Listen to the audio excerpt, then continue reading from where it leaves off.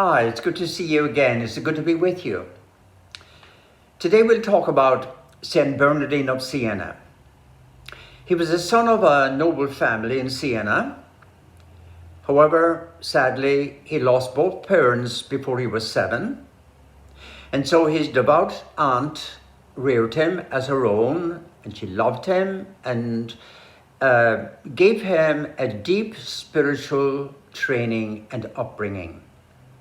In 1400, a severe plague occurred in Siena, as happened in many cities at that time. And many people died, just like the coronavirus today. Many of the staff on the local hospital also died. And Bernardine offered his services, and soon he was put in charge.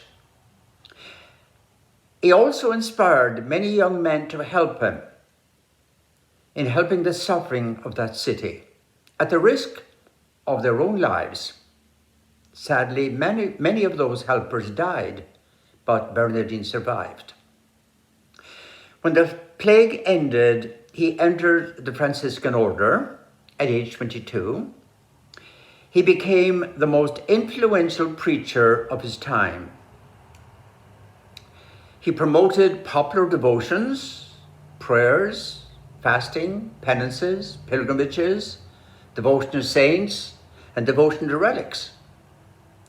At that time, sermons given by itinerant preachers was a big part of social and religious life. Remember, Europe at that time was practically all Catholic. A contemporary writer writes of him, quote, "Bernardine excelled in humility and patience and virtue.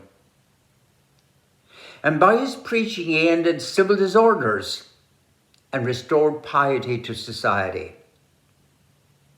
But because of the jealousy of other churchmen, he was falsely accused and brought to trial, and he was forbidden to preach for a long time. He endured his trials with patience, prayer, and solitude until he was vindicated. He returned to preaching, but soon got ill and died at the age of 64. He was canonized as a saint 6 years later. So much was his fame, spirituality, and acclaim by so many people. May God bless you and keep you, and I'll see you tomorrow.